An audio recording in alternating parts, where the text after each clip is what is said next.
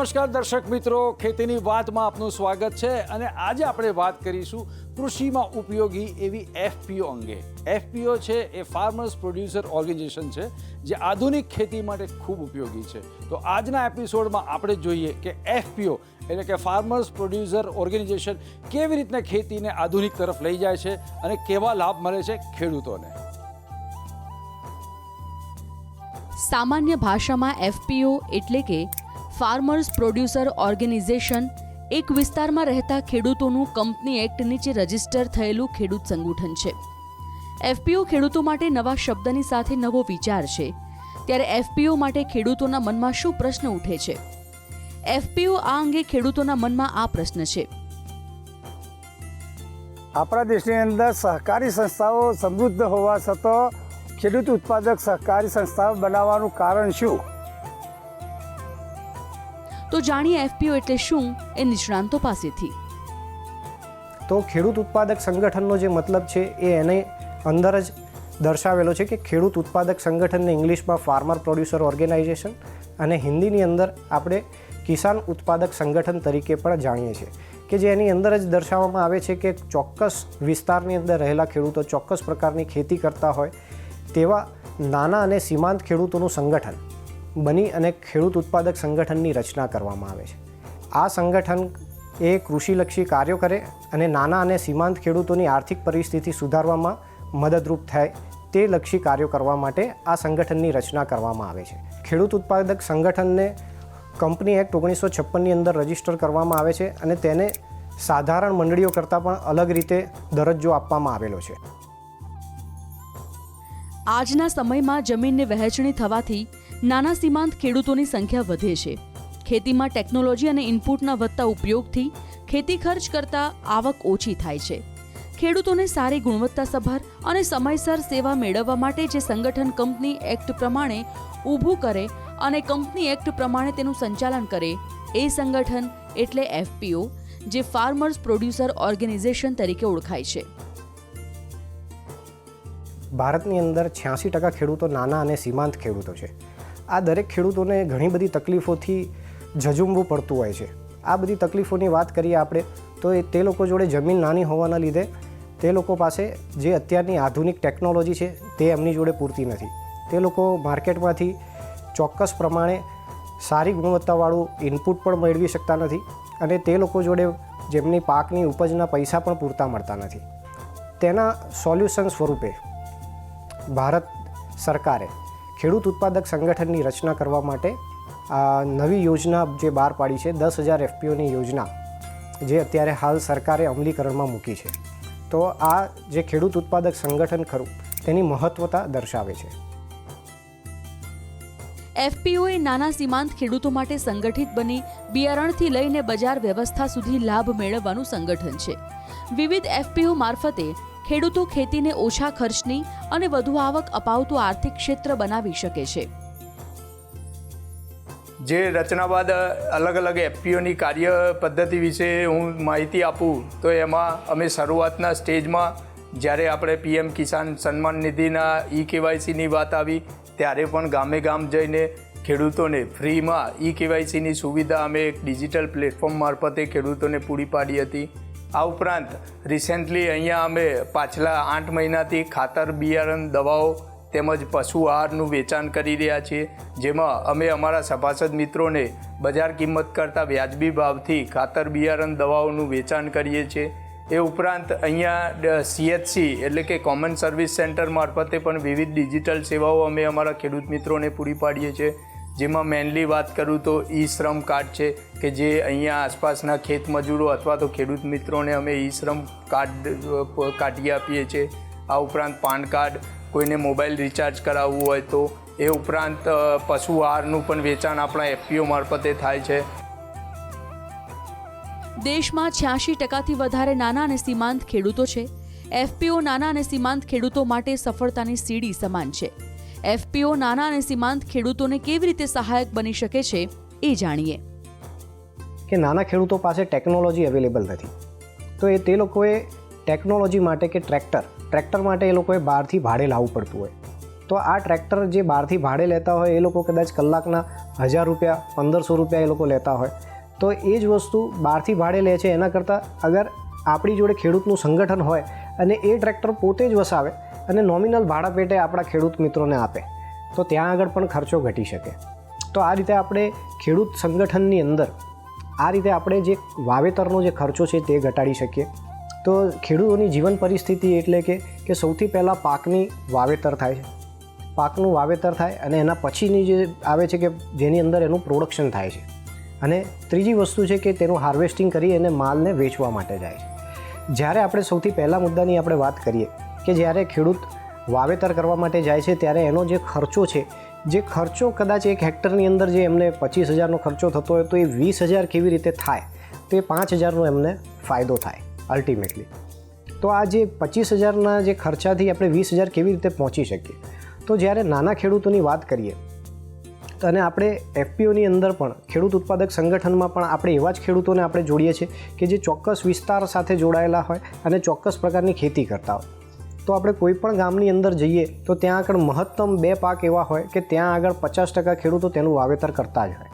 તો આપણે કોઈ એક એક્ઝામ્પલ તરીકે આપણે લઈએ કે ઘઉંનું હોય કે જીરાનું વાવેતર કરવાવાળા ખેડૂતોનું સંગઠન છે, તો ત્યાં આગળ ચોક્કસ પ્રમાણે તે લોકો બિયારણની ખરીદી કરવા માટે જાય. તો નાના ખેડૂતો જ્યારે બિયારણની ખરીદી કરવા માટે કોઈ દુકાનમાં જાય છે તો તેને કોઈ એક પેકેટ 500 રૂપિયે મળતું હોય તો એને 500 રૂપિયામાં જ મળશે, એનાથી ઓછી કિંમતે એને નહીં મળે. પરંતુ આખા ગામનું ખાલી એક ગામની અંદર 25 ખેડૂતો ભેગા થઈ અને એ એક જ દુકાને 500 રૂપિયાનું પેકેટ લેવા જાય તો કદાચ એ 500 રૂપિયાનું પેકેટ 480ની અંદર મળી શકે. તો આ એક આપણા ખેડૂત ઉત્પાદક સંગઠનની જે તાકાત છે કે આપણા સંગઠનની તાકાત છે ખેડૂતોની. તો આ જ રીતે એક મેં એક્ઝામ્પલ આપ્યું બિયારણનું, સેમ એ જ રીતે વસ્તુ થઈ શકે જંતુનાશક દવા માટે પણ થઈ શકે, એ જ રીતે ફર્ટિલાઇઝરમાં પણ આ જ વસ્તુ પોસિબલ છે. તો આ રીતે આપણે જે ઉત્પાદનનો ખર્ચો છે તે ઘટાડી શકીએ. આની સિવાય આપણે વાત કરીએ કે નાના ખેડૂતો પાસે ટેકનોલોજી અવેલેબલ નથી. જોયું ને ખેડૂત મિત્રો, હાલના સમયમાં ખેડૂતોના સર્વાંગી વિકાસ માટે એફપીઓ એટલે ફાર્મર્સ પ્રોડ્યુસર ઓર્ગેનાઇઝેશન ઉપયોગી સંસ્થા બનતી જાય છે. ખેડૂતોએ ફાર્મર્સ પ્રોડ્યુસર ઓર્ગેનાઇઝેશનથી ખેતીને સ્માર્ટ બનાવી રહ્યા છે. એફપીઓને ખેડૂતો હવે પોતાની સંસ્થા તરીકે સ્વીકારતા જાય છે.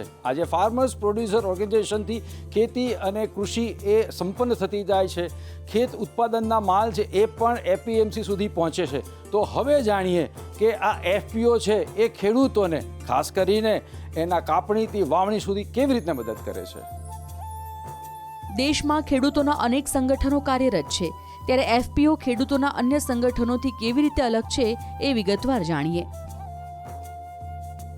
દેશની અંદર 90% કરતાં પણ વધારે ખેડૂતો કોઈના કોઈ મંડળી સાથે જોડાયેલા છે. ધિરાણ મંડળી હોય, પશુપાલન કરતા ખેડૂતો હોય, મધુમચ્છીનું પાલન કરતા મધમાખી ઉછેર કેન્દ્ર સાથે જોડાયેલા હોય.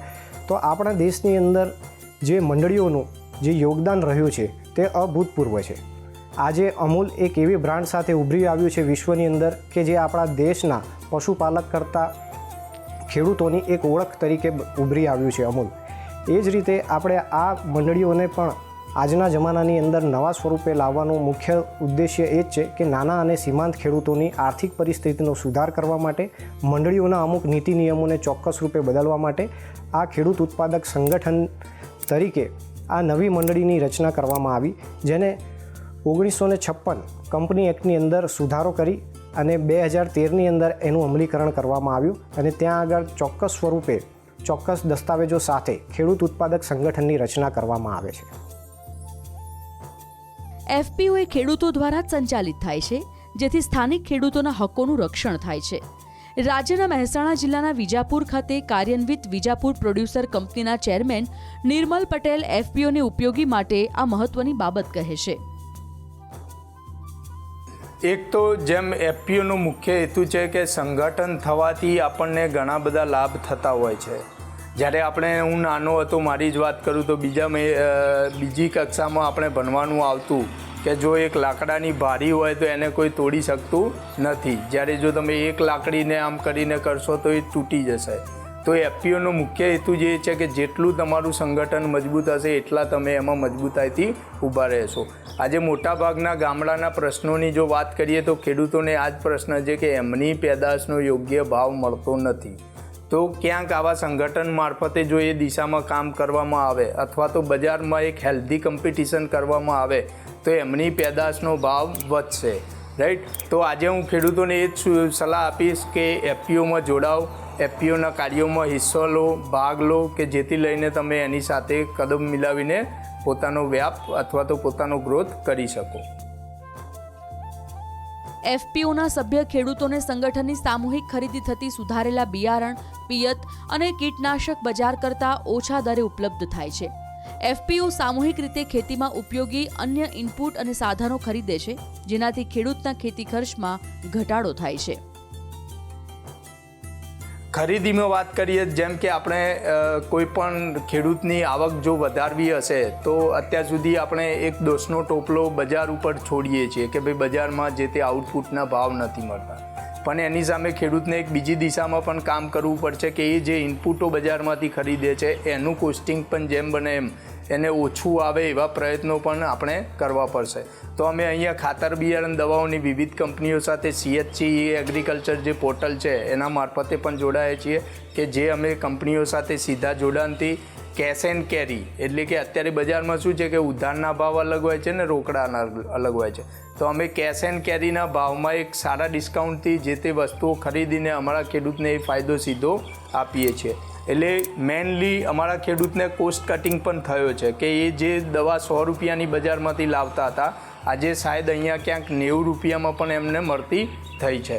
બીજી, હવે એમની આવકમાં વધારો કેમ કરવો અથવા તો એમની પ્રોડક્ટ અત્યારે જે બજારમાં જે ભાવથી વેચાય છે તે ઉપરાંત અમે અત્યારે ITC સાથે જોડાઈને ઘઉંની ખરીદી કરી રહ્યા છીએ કે જે ITC કંપનીમાં અમે ઘઉં સીધા પ્રોવાઈડ કરીએ છીએ કે જેથી અમે ઘઉંનો એક સારો ભાવ ખેડૂત મિત્રોને આપી શકીએ. આ ઉપરાંત મેં વાત કરી કે બટાકાનું પ્રોસેસિંગ કરીને કોઈ આઉટપુટ ફૂડ પ્રોડક્ટ લોન્ચ કરવામાં આવે તો શાયદ અમે એ બટાકા એમને સારા ભાવથી ખરીદી કરી શકીએ અને એનો નફો, એફપીઓનો નફો એક ડિવિડન્ડ સ્વરૂપે આપણા સભાસદને કે ખેડૂત મિત્રને મળે એ દિશામાં આપણે કામ કરી રહ્યા છીએ.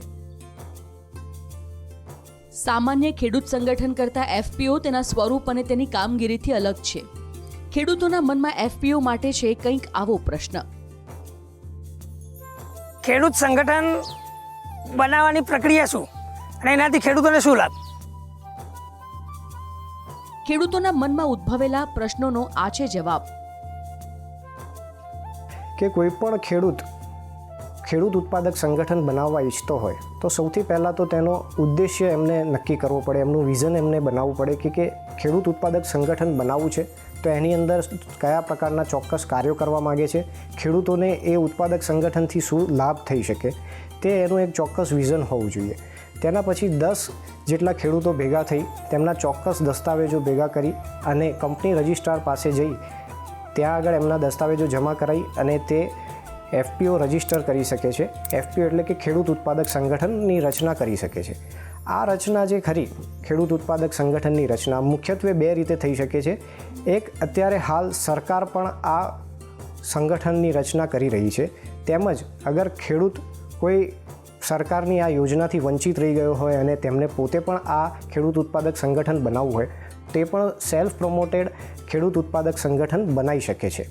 તો તેના માટે સરકાર જે યોજના અમલમાં મૂકી છે, જે 10,000 એફપીઓ બનાવવાની યોજના, તે કેન્દ્ર સરકાર દ્વારા આ યોજનાનું અમલીકરણ કરવામાં આવે છે અને તેના દ્વારા એ લોકોએ અમુક અમલીકરણ agency NABARD, NAFED, SFAC, NCDC જેવી 17 જેટલી અમલીકરણ એજન્સીને હાયર કરી છે. એફપીઓ એ સાચા અર્થમાં ખેડૂતો માટે બધી આવશ્યકતાઓની એક ચાવી સમાન સંસ્થા બની છે.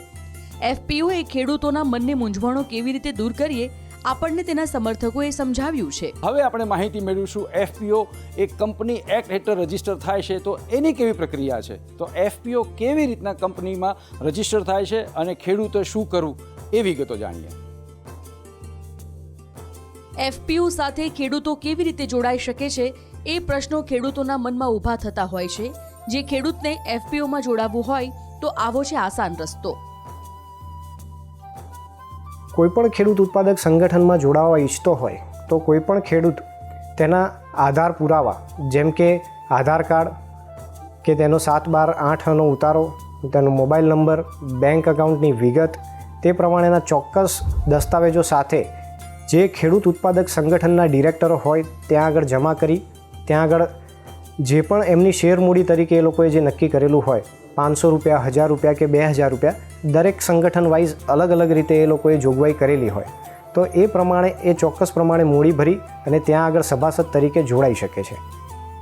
અને સંગઠન દ્વારા ઘણા બધા લાભ જેમ કે ઇનપુટ માટેનો લાભ હોઈ શકે કે પછી તેમને મૂલ્યવર્ધન કરવા માટે કોઈ પણ ખેડૂત ત્યાં આગળ જે પણ ઉત્પાદન કરતો હોય તેનું મૂલ્યવર્ધન થતું હોય તો મૂલ્યવર્ધન કરી અને આગળ માલ વેચી શકે, તો તેના માટે ત્યાં આગળ દરેક સેવાઓનો લાભ લઈ શકે છે. ખેડૂતો માટે કાર્યરત એફપીઓ એ કંપની એક્ટમાં રજિસ્ટર્ડ થવાની કાનૂની માન્યતા પ્રાપ્ત છે. એક એફપીઓ કેવી રીતે કામ કરે છે તે વાત સરળ રીતે સમજાવે છે વિજાપુર પ્રોડ્યુસર કંપનીના ચેરમેન નિર્મલ પટેલ.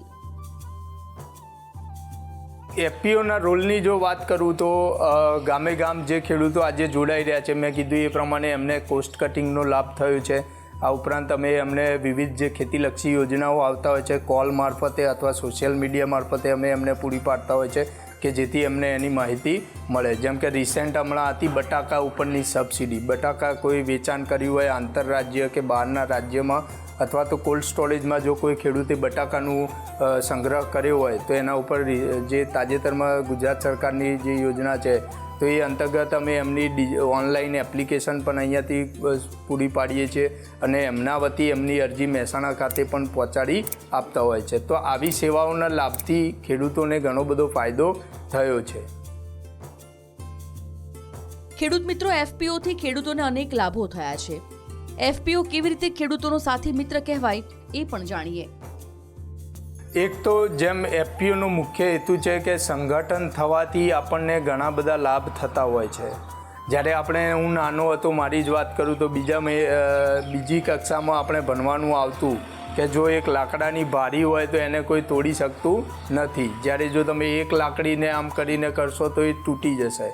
તો એફપીઓનો મુખ્ય હેતુ જે છે કે જેટલું તમારું સંગઠન મજબૂત હશે એટલા તમે એમાં મજબૂતાઈથી ઊભા રહેશો. આજે મોટાભાગના ગામડાના પ્રશ્નોની જો વાત કરીએ તો ખેડૂતોને આ જ પ્રશ્ન છે કે એમની પેદાશનો યોગ્ય ભાવ મળતો નથી. તો ક્યાંક આવા સંગઠન મારફતે જો એ દિશામાં કામ કરવામાં આવે અથવા તો બજારમાં એક હેલ્ધી કોમ્પિટિશન કરવામાં આવે તો એમની પેદાશનો ભાવ વધશે. રાઈટ. તો આજે હું ખેડૂતોને એ જ સલાહ આપીશ કે એફપીઓમાં જોડાઓ, એફપીઓના કાર્યોમાં હિસ્સો લો, ભાગ લો કે જેથી લઈને તમે એની સાથે કદમ મિલાવીને પોતાનો વ્યાપ અથવા તો પોતાનો ગ્રોથ કરી શકો. કેન્દ્ર સરકાર એફપીઓને અનેક રીતે સહાય કરે છે. ઇક્વિટી ગ્રાન્ટ થકી કેન્દ્ર સરકાર એફપીઓને આર્થિક રીતે સક્ષમ કરે છે. ઇક્વિટી ગ્રાન્ટ કેવી રીતે એફપીઓને સશક્ત કરે છે એ જાણવું ખૂબ જ આવશ્યક છે.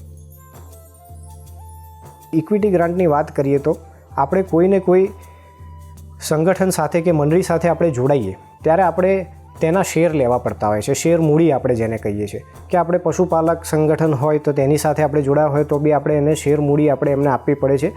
તો આપણા સંગઠનની અંદર ખેડૂત ઉત્પાદક સંગઠનમાં પણ કોઈ ખેડૂત 2000 રૂપિયા આપીને શેર મૂડી ભરીને ત્યાં આગળ સભાસદ તરીકે જોડાય તો એવા 300 ખેડૂતો જો ભેગા થાય તો કંપની પાસે એટલે કે ખેડૂત ઉત્પાદક સંગઠન પાસે 6 લાખની શેર ભંડોળ ભેગું થાય. તો સરકાર તેની સામે 6 લાખ રૂપિયા ખેડૂત ઉત્પાદક સંગઠનને આપે છે. તેની મહત્તમ મર્યાદા 15 લાખ સુધીની છે. આ જે યોજના જે ખરી ઇક્વિટી ગ્રાન્ટની કે એ ઇક્વિટી ગ્રાન્ટ એટલા માટે આપવામાં આવે છે ખેડૂત ઉત્પાદક સંગઠનને કે જે આપણે હમણાં જ વાત કરી કે ખેડૂત ઉત્પાદક પોતાના પાકનું મૂલ્યવર્ધન કરીને જો વેચે તો ખેડૂતોને નફો વધારે મળે. તો એ મૂલ્યવર્ધન માટે ચોક્કસ પ્રકારની જે મશીનરીની આપણને જરૂર પડતી હોય તો તેની કોઈની કોઈ કિંમત હોય કે 15 લાખ 20 લાખ રૂપિયા સુધીની આપણને જરૂર પડતી હોય તો તે મૂડીની અંદર જો આપણને જરૂર પડે તો સરકાર તેની અંદર મદદ કરે છે. 15 લાખ રૂપિયા સુધીની મદદ કરે છે કે જે કમ્પ્લીટલી ગ્રાન્ટ તરીકે હોય છે કે જેને સરકારને રિટર્ન આપવાની નથી હોતી, જે લોન નથી. તો આ ઇક્વિટી ગ્રાન્ટનો ફાયદો ખેડૂત ઉત્પાદક સંગઠનને 15 લાખ રૂપિયા સુધીનો મળે છે. તદુપરાંત ગવર્મેન્ટ કેન્દ્ર સરકારે ઘણી બધી યોજનાઓ લાવ્યા. તેની અંદરની એક યોજના એગ્રીકલ્ચર ઇન્ફ્રાસ્ટ્રક્ચર ફંડ. તેના ઉપરાંત નાબાર્ડ તરફથી પણ એક બીજી યોજના અમલ કરવામાં આવી છે નેબ સંરક્ષણ કરીને. આ બંને યોજનાનો મુખ્ય હેતુ એ જ છે કે ખેડૂત ઉત્પાદક સંગઠન જ્યારે કોઈ પણ પ્રકારનું મૂલ્યવર્ધન કરવા માટે કોઈ ચોક્કસ પ્રકારની મશીનરીના સેટઅપ સાથે કોઈ ફેક્ટરી કે કોઈ પ્રોસેસિંગ યુનિટ નાખવા માટે જાય ત્યારે બેંક તરફથી તેમને લોન લેવાની હોય છે. જ્યારે બેંક તરફથી લોન લેવા માટે જાય ત્યારે તે લોકો પાસેથી પ્રાઇમરી કે કોલેટરલ સિક્યુરિટી તરીકે કોઈકની કોઈક વસ્તુ મોર્ગેજ મૂકવામાં આવતી હોય છે. તો સરકારે આ મુદ્દાને મહત્ત્વ આપી સરકારે આ મુદ્દાને મહત્ત્વમાં રાખી તેના ઉપરાંત સરકારે આ મુદ્દાને ધ્યાનમાં રાખીને એગ્રીકલ્ચર ઇન્ફ્રાસ્ટ્રક્ચર ફંડ અને નેબ કિસાન યોજના કે નેબ સંરક્ષણ દ્વારા ખેડૂત ઉત્પાદક સંગઠનને 2 કરોડ રૂપિયા સુધીનું કોઈપણ મૂલ્યવર્ધન પ્રોસેસિંગ યુનિટ નાખવું હોય તો તેમને બેંકની અંદર કોઈપણ પ્રકારની પ્રાઇમરી સિક્યુરિટી કે કોલેટરલ સિક્યુરિટી મૂકવાની જરૂર નથી.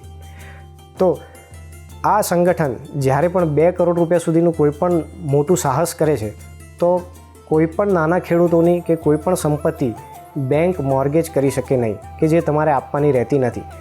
તો આ સંગઠનની અંદર અગત્યતા એટલી બધી છે કે તમારે જ્યારે તમે સંગઠનમાં જોડાવ છો, સરકારે આપણને આટલી બધી યોજનાઓ આપણને આપી છે, એ યોજનાઓનો લાભ લઈ આપણે ચોક્કસ પ્રમાણે ખેડૂત ઉત્પાદક સંગઠન દ્વારા નાના ખેડૂતોને આપણે આર્થિક રીતે મદદ કરી શકીએ.